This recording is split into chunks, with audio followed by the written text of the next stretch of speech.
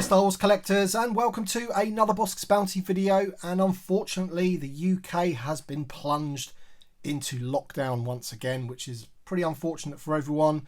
Sad times, but that does give me the opportunity to spend some time with my son opening some older Star Wars figures that we have in our collection.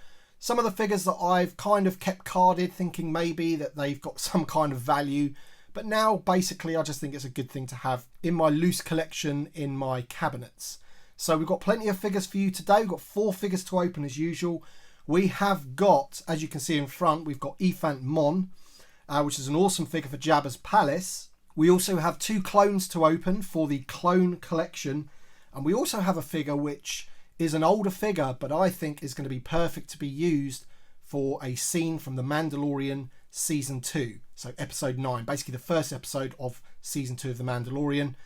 And I reckon that you guys may be wanting to look out for this figure on the secondary market before he goes up in value, because I think a few people might want to get hold of this figure for their collections. As I mentioned, I do have my son Little Bossk with me today to help me open all these figures, so please drop a like down below for him and say hello, Little Bossk. Hi everyone. Alright then, so first figure is Ephant Mon. As I mentioned, he's from the Return of the Jedi. We're just going to get rid of Bossk for the time being, just to get him out of the way, and just have a quick look at the packaging. Now this figure is an absolute beast of a figure. Look at the size of that bubble there, and he is super heavy. I'm sure a few of you have got this guy in your collections already, but Ephant Mon from Return of the Jedi, he is Jabba's head of security, and as you can see, he was a fan's choice figure number 3, so this was like a fan's vote. On the back there, nothing too much on the back apart from, 2 images of the figure. Little description about him there if you want to pause that to have a little read, but this, as I mentioned, is Ephant Mon. We're going to get him out of the packaging right now and take a look at the figure.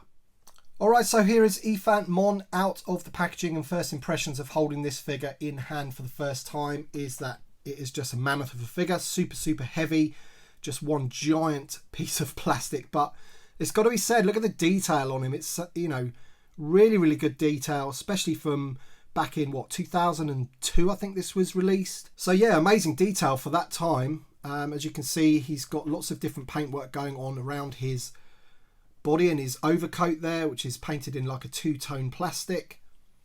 And it's just the detail on his face, and he does also have articulation in his mouth, which is pretty awesome.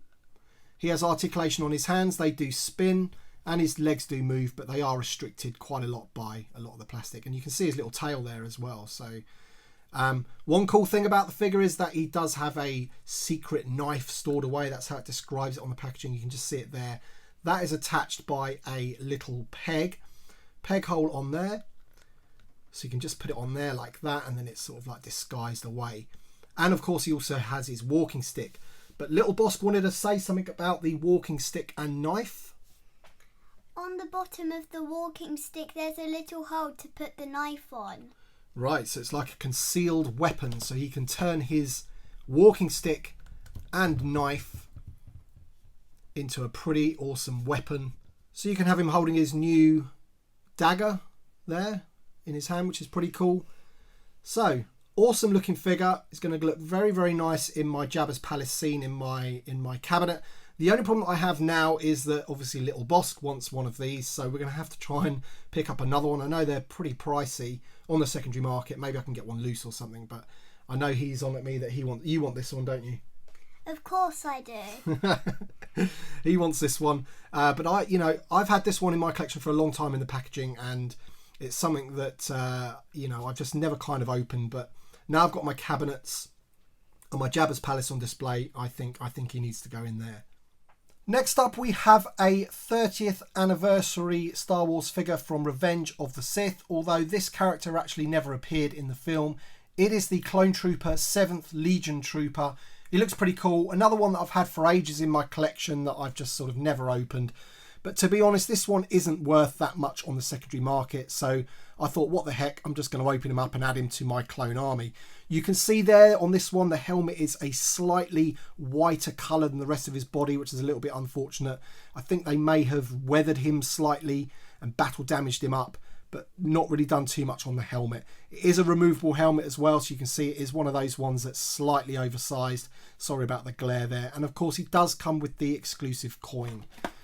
back of the card there on these 30th anniversary figures, you get loads of different figures in the wave or the line, and this one is number 49 in that run, and you can see some of the other figures there.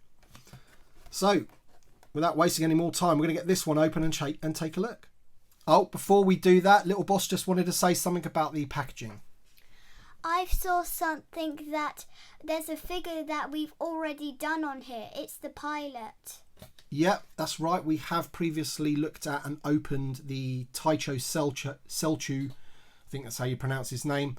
The pilot, the rebel pilot there. We've opened up him before, haven't we? I've got him in my cabinet.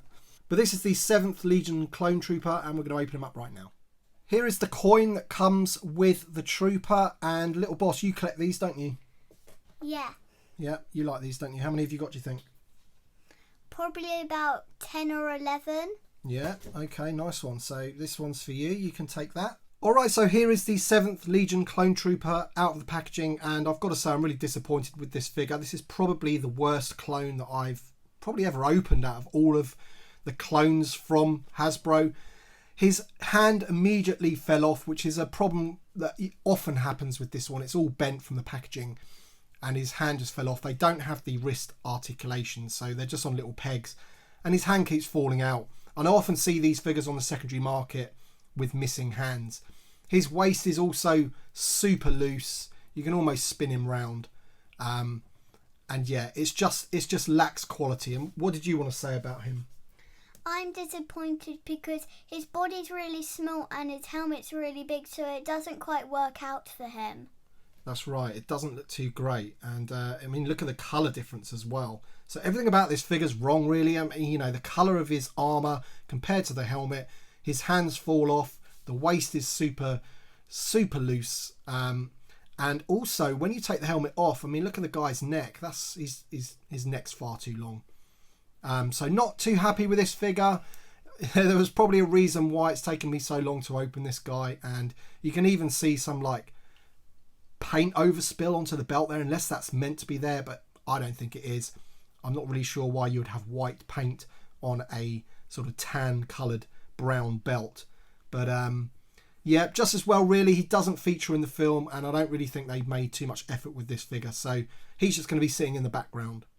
Alright, so moving on to our third figure, and this one, in my opinion, is the best one of the whole video. And again, this is another figure that I've had in my collection for like ages, and it's just been in a box, because the only ones I put on my wall really are my vintage collection figures. But I was going through my collection the other day trying to sort out a few things, and I came across this guy, and it's the Attack of the Clones Tuscan Raider with the Massiff.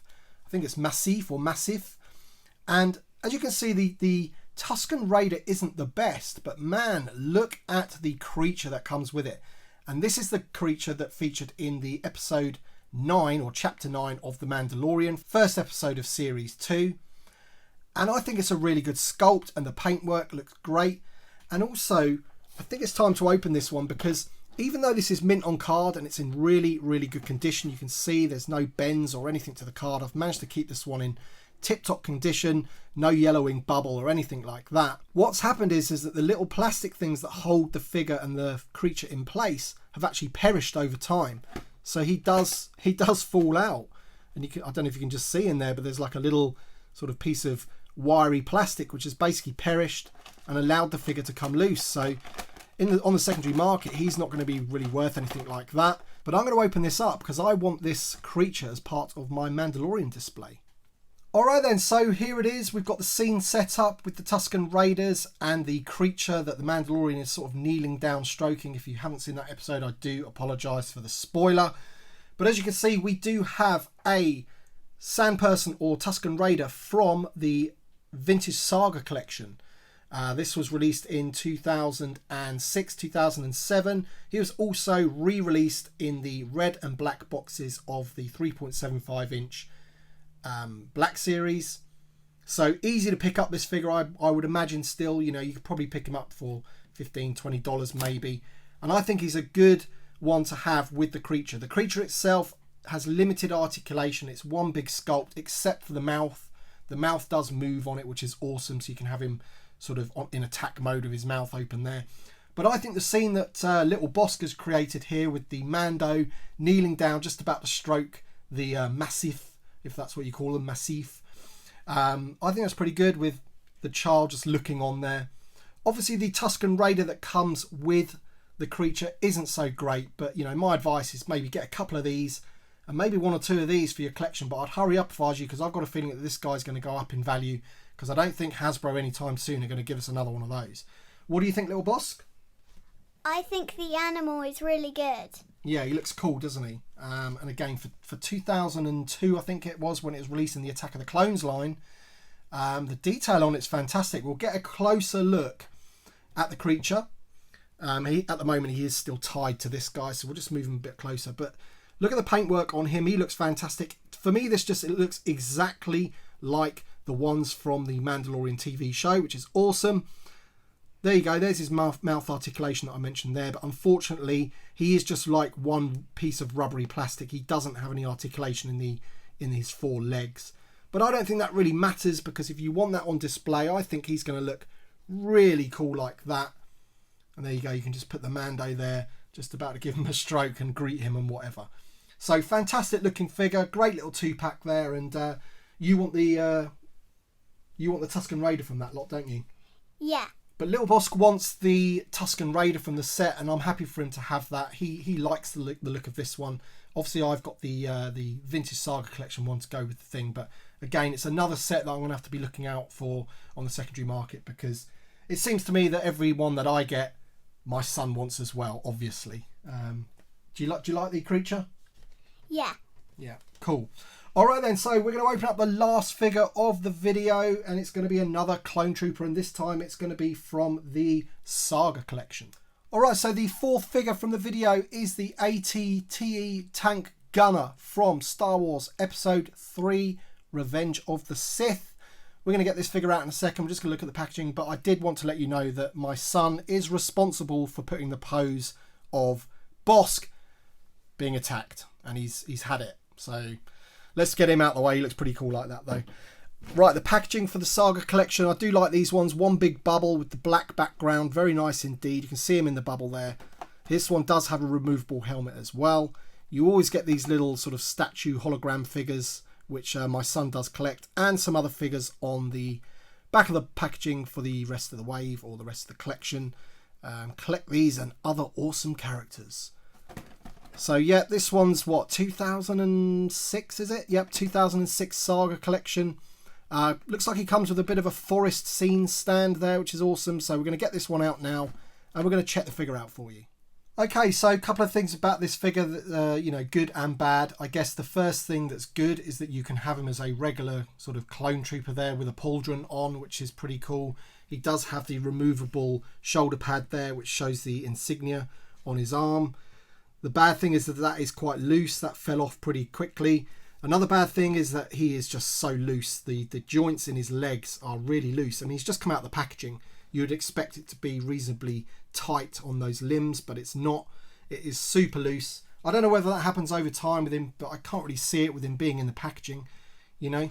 The other good thing is that basically, obviously, you can put the helmet attachment on to the helmet there,